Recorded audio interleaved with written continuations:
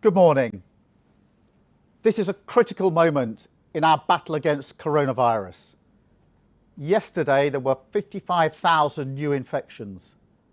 32,000 people were in hospital with COVID. And tragically, over the weekend, 1,600 people lost their lives to this dreadful virus. In the months to come, I want to set out the better, fairer Britain I know we can build together. But between us and that better future stands a huge national effort. And today, I want to focus on that. In the here and now, the government's task is clear: to deliver the vaccine as quickly and as safely as possible, and to secure the economy by protecting family incomes and supporting businesses. As the vaccine is rolled out, we all have a part to play. We have to stay at home. We have to follow the guidance. And we have to protect our amazing NHS. I appreciate how hard another lockdown will be for the millions who are juggling childcare with working at home, for young people when the school gates are closed, and for businesses that aren't allowed to open. We all want to see our loved ones. We all want to reclaim our lives. But we have a job to do first, as a people and as a country. In the race between the virus and the vaccine, our task is to do everything we can to suppress the virus. I know the British people will rise to that challenge, because this has been a time of national solidarity and heroism. From our care workers, our delivery drivers, our posties, our shop workers, and our lifesavers in the NHS. We've seen extraordinary achievements from British science, British business, research and manufacturing. And there have been extraordinary acts of kindness and compassion. We've seen the best of the British people in the most difficult of times. If only the British people had a government that was worthy of them. But I'm afraid the Prime Minister and the government have been found wanting at every turn. Even in the best of times, you can't be indecisive in government. In the worst of times, indecision can be fatal. Every time there's a big decision to make, Boris Johnson gets there too late. He was too slow to lock down in March of last year, too slow to protect our care homes, too slow to save jobs and businesses, and too slow to get protective equipment to the front line. In the summer, he ignored the warnings to prepare for a second wave. In September, he ignored the science and delayed a circuit break, only to introduce a longer lockdown a month later. And in December, there was the debacle about household mixing over Christmas. And then, when he was told by his scientists on the 22nd of December that a national lockdown was needed, he delayed again for nearly 2 weeks. The indecision and delays of the Prime Minister cost lives, and they cost people's jobs. The British people will forgive many things. They know the pandemic is difficult, but they also know serial incompetence when they see it. And they know when a Prime Minister simply isn't up to the job. The government says it's trying to balance the health crisis with the economic crisis. Yet we ended 2020 with one of the worst death tolls in Europe and the deepest recession of any major economy. That's not bad luck. That's not inevitable. It is the consequence of the Prime Minister's repeated delay and incompetence. As we start the new year, we need a new approach and a new national contract.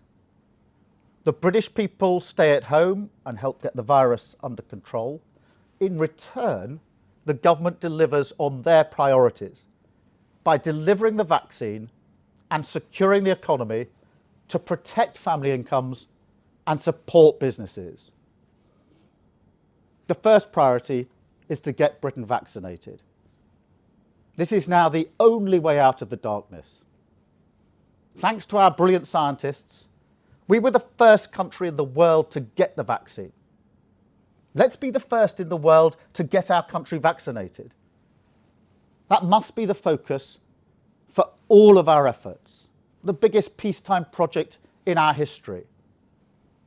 We need round-the-clock vaccine programs, 24 hours a day, 7 days a week, in every village, in every town, every high street, and every GP surgery. We all need to play our part. Government, businesses, our armed forces, public services, and tens of thousands of volunteers coming together like never before. The government says it can deliver 2 million doses a week by the end of the month. I hope they do so. And let's hold them to that and help them with that. And then we must deliver even more and double that target in February. This isn't just about government, it's about all of us. So let's sign up to volunteer, let's roll up our sleeves, quite literally, and do everything we can in a truly national effort. Because every day we're stuck in this nightmare of lockdowns and closures. It's another day that we can't see our families, our friends, and our loved ones. It's another day that we can't enjoy everything the world has to offer. And it's another day that our economy and our country is held back. This pandemic has taken at least 80,000 lives. It's cost the NHS £1 billion a week. The UK economy £5.3 billion a week. And it's seen job losses running at 23,000 a week. So the quicker we can get the vaccine rolled out, the quicker we can recover and rebuild. Until then, the government must secure the economy to protect family incomes and support businesses. Family has always been incredibly important to me. It meant everything to my parents that I was able to get on, to go into law and to lead a public service, the Crown Prosecution Service. It meant everything to me that the NHS was there to care for my mum when she desperately needed it. And it means everything to me now that I have a loving family of my own. So when I think of the economy, I think of how it affects families. People worried about paying the bills, covering childcare, or coping with insecure work. When I think of public services, I think of the families relying on our NHS or on our schools. And when I think of Britain, I think of the hopes and ambitions of millions of families across the country. So it makes no sense to me at all that when we're asking so much of the British people, the government is doing so little to support families. Working parents have been left once again to juggle childcare and work. That's hard on the kids. It's hard on the school staff. And it's tough on every parent. For those who can work at home, it's difficult. But for those parents who can't work from home or don't have a partner to share the load, it can mean the difference between keeping their job and looking after their family. So the government should go further to support working parents by creating a legal, enforceable and immediate right for parents to request paid flexible furlough and promoting that right to all working parents to help them get through this lockdown. The government also needs to go further to protect family incomes. We're in one of the worst recessions for 300 years. Yet the Prime Minister and the Chancellor want to hike council tax by £1.9 billion bombshell that lands a bill of around £90 on every family. They also plan to cut universal credit, taking £1,000 a year from millions of families and pulling another 200,000 children into poverty. On top of that, they want to freeze pay for millions of key workers who've got us through this crisis, including our armed forces, our care workers, our teachers, and our firefighters and police officers. This shows that the government isn't just incompetent, but also that it has the wrong priorities. This is the government that gave Dominic Cummings a £40,000 pay rise, but won't pay our carers a decent wage. This is the government that wasted £22 billion of taxpayers' money on a testing system that doesn't work and now can't find the money to support families. And this is the government that sprayed money on private contracts that didn't deliver, but won't give councils the support that they need. That's why I'm calling on the government today to put families first during this lockdown by backing local councils to prevent council tax rises, stopping any cut in universal credit, extending the ban on evictions and repossessions, and giving our key workers the pay rise that they deserve. I know this isn't everything that's needed, and that after so much suffering, we can't go back to business as usual, to an economy where over half our care workers earn less than the living wage, where childcare is among the most expensive in Europe, where our social care system is a national disgrace, and where over 4 million children grow up in poverty. But taking these steps now would make a real difference to millions of people across the country and would put families at the heart of our recovery. The next major priority over the coming months is supporting businesses. Businesses are the engine of our economy. They're not just a source of good jobs and prosperity, but also of pride and of dignity. My dad was a toolmaker. He spent his whole life on the factory floor. So I know that when businesses are forced to close, to pull out of high streets, or leave communities they've been part of for years, it doesn't just affect profit, it affects people, it affects our communities, and it affects our country. We should all be immensely proud of the role British businesses have played in this pandemic, from keeping our shelves stacked and producing protective equipment to helping to develop and distribute the vaccine. And when we come out of this crisis, I want Britain to be the best country to do business in. High tech, high skilled, high paid, and looking to the future. Building in Britain and trading with the world.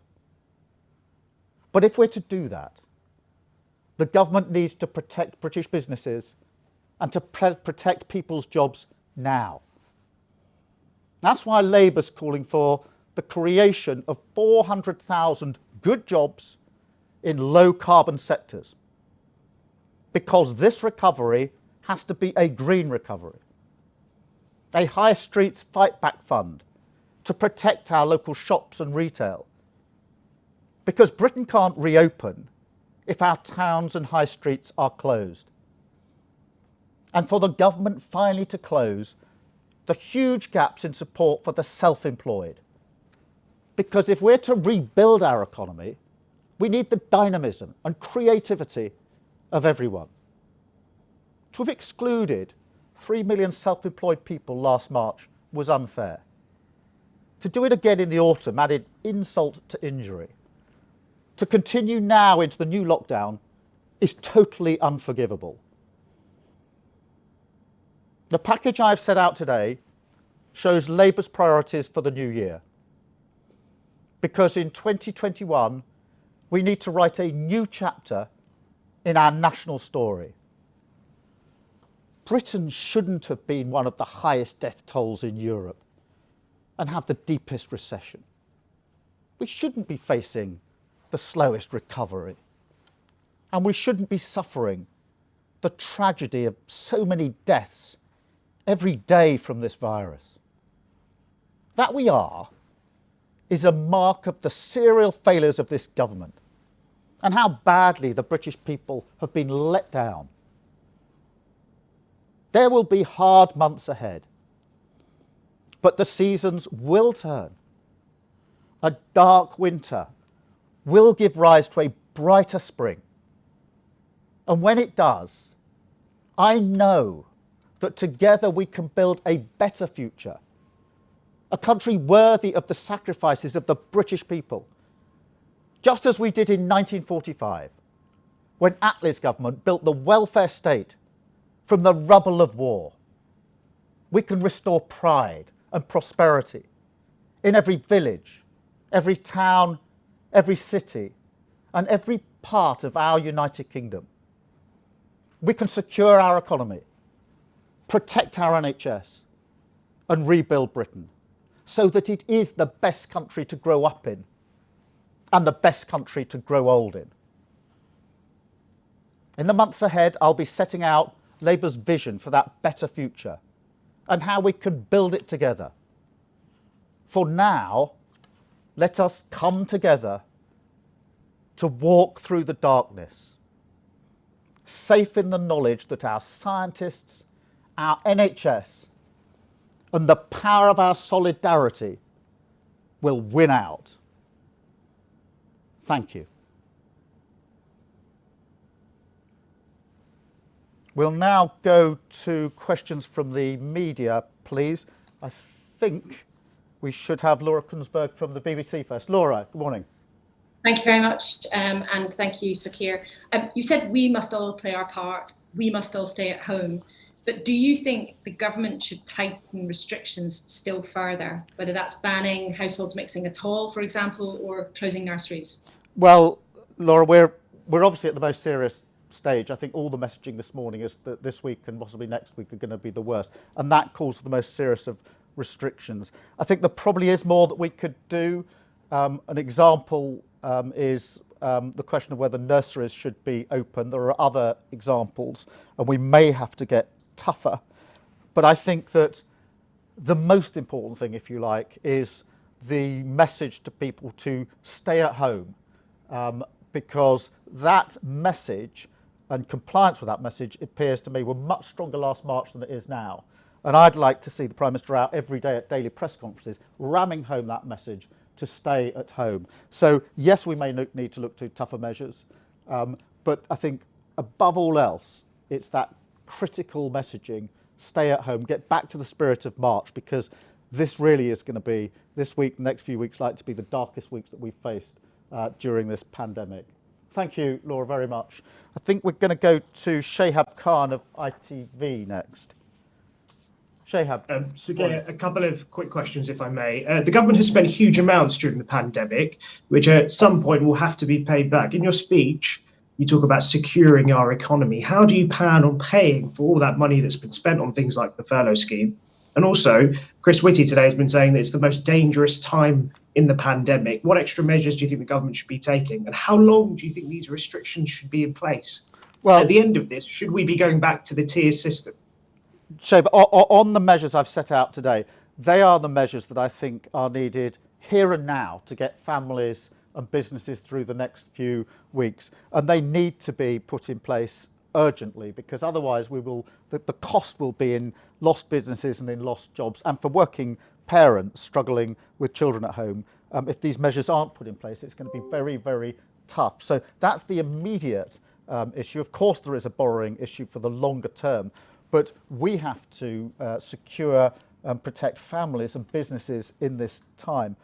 On the restrictions, as I said to Laura, this is the most serious stage of the pandemic, and therefore we have to face the most serious restrictions. There may be more that we can do. We need to hear what the scientists have to say about that.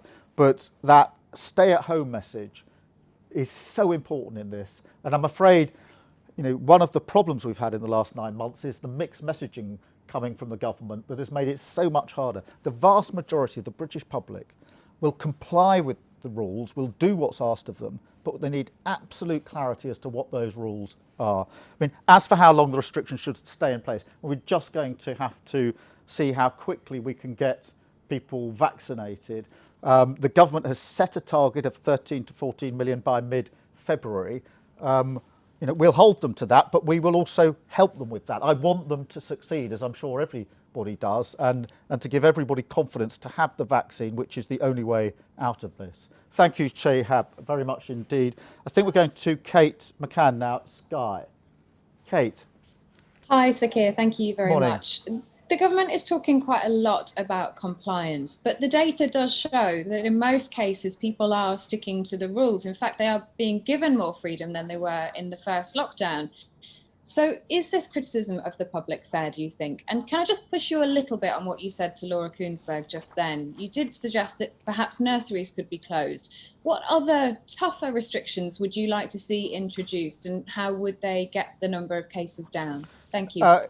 Kate, on the question of the second part of your question, what more can we do? The question, we need to see the evidence behind nurseries, but I think a lot of people would be quite surprised that primary schools are closed and nurseries are open. So that needs to be looked at. There are other examples I think that would surprise people, and that is, to give you one small example, it is still possible at the moment, as I understand it, to go and view houses if you're going to buy a house. And that wasn't allowed last March. So we're in this extraordinary situation, if you like, where having got to at least as serious, if not a more serious position than in March of last year, we've got lesser restrictions in place, and we need those in place as quickly as possible. I do think, to go back to the first part of your question, that the vast majority of the public are complying with the rules. They have had mixed messages, and that hasn't helped. It really hasn't helped. I've seen myself individuals and families struggling with what they're allowed to do, what they're not allowed to do. But we do need, I think, to all of us, Prime Minister in particular, daily press conferences in my view, but all of us, my role as Leader of the Opposition, to carry the message, stay at home, protect the NHS and save lives. And that, above all else, is really important in this. I do think it's time to hear from the scientists of what else could be done, and that probably should be done in the next few hours.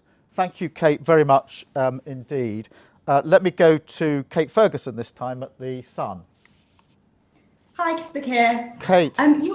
Hi. And congratulations, by the way. I think you've been promoted, which is great. Thank you very much. Your predecessor, Tony Blair, has been in talks with Matt Hancock about how to handle the pandemic, and he's reportedly considering a return to frontline politics. So, Keir, I wondered what you thought of that. Would you welcome his return? And are you taking advice from Tony about how to approach the pandemic? Well, Tony Blair's done a lot of work on the vaccine and the pandemic, and I know he's been talking to the Health Secretary. And my message to everybody is to step up and do what we can.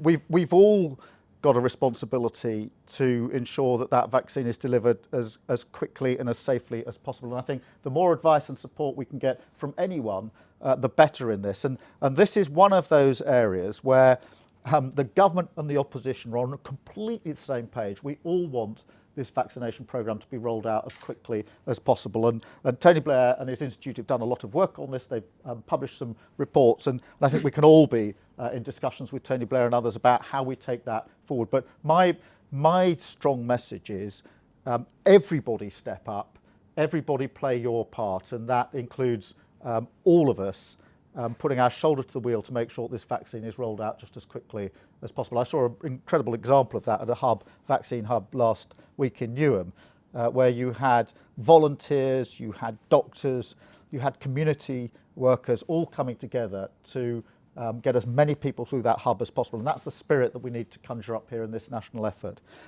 Kate, thanks very much. And as I say, congratulations yourself on the promotion. Jim, I think we're going to at the FT. So, Keir, just to ask about restrictions again, there's been a suggestion in the last 24 hours that maybe the government will make people wear masks outdoors or wear masks in offices. Is that something that you would support? Also on the schools front, you were a little behind the curve a week ago when the government closed the primary schools. A lot of children are still going to key worker schools. The classes are quite large. Do you think that there should be tighter restrictions to limit that use of classes to families where both parents are key workers? And if I could just sneak in another question, do you think the furlough scheme should be extended to the summer? Jim, that's 3 for the price of 1, I think. On masks outdoors and the particular measures, I would defer to the experts on this. And I think the experts, and I've spoken to them a number of times, would say what happens indoors is much more important than what happens outdoors. And therefore, obviously be led by them on this. But I think we are going to have to look in the next 24 hours or so, what are the other measures that could be put in place? And hear from the scientists as to which of those that they think are more effective, and then all pull together and support those measures if they're needed, because the numbers are still, as everybody knows, heading in the wrong direction. I think your second question was about about schools and the number of children going in. I've heard stories about more children being in this time than last March, and we're going to have to look at that, I think, as to why that is. Because the rules pretty much were the same in March, and therefore we'll have to look at that. I haven't seen the final numbers school by school. Anecdotally, I've obviously heard that there are more children in, and we're going to have to look at that, I'm afraid. And as for how long the measures and the sport goes on, I don't think anybody can give a definitive answer to that, because the vaccine is really the only way out now. And so the sooner we can get that vaccine rolled out, the better, particularly to the 4 top categories, which is what the government wants to achieve by mid-February, and I want them to achieve that. So thank you very much, Jim. And then I think we're going to David at PA. David. So Keir, just going back to Kate's question, have you personally spoken to Tony Blair about his approach to the pandemic? And would you welcome Tony Blair to serve in an incoming Labour administration if you win the next election? And if you do win that next election, a lot of the responsibility for repairing the finances will fall on that government. You've called for increased spending again today. Do you have any idea how you would go about balancing the books? Yeah, I mean, look, I've spoken to a huge number of people about the pandemic, like most other politicians and many other people in public positions. Spend almost all of every day talking to people about the pandemic, particularly scientists. The Prime Minister has given me access to the government scientists. We've got access to our own scientists and our experts. We talk to them all the time. I have spoken to Tony Blair. He put a report out last week, or a follow-on report to the first one. But I've spent many hours of many days talking to many people about the pandemic, and I will continue to do so, because I want to hear from anybody who can help us through this and to ensure that I'm as best informed as possible. As to the longer term, obviously, the level of debt is much higher than it's ever been before, and there are going to have to be long-term answers as to how we repay that. What I've been setting out today is not so much the long-term issue, but the short-term issue of how do we get through the early months of 2021, and where do we need more support, particularly for families, for businesses, in the way I set out in the speech today. So thank you very much, David. I think that's the end of the questions from the media. So thank you all very much.